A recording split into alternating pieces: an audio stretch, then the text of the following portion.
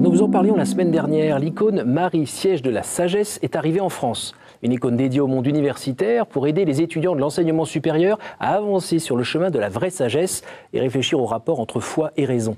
Elle vient d'arriver à La Roche-sur-Yon où François-Xavier Mathieu s'est lui aussi rendu.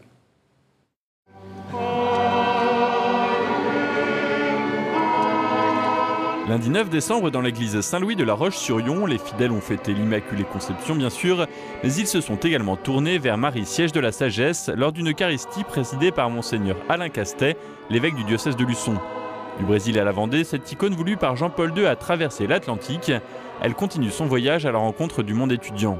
Cette icône permet aux étudiants de se tourner vers Dieu, de confier leurs études. Il y a aussi toute cette chaîne de prière. Si vous pouviez aller voir derrière l'icône, en fait, plein d'étudiants ont laissé une petite trace pour signifier qu'ils ont eu la possibilité d'approcher cette icône et de se tourner vers Dieu par cet intermédiaire.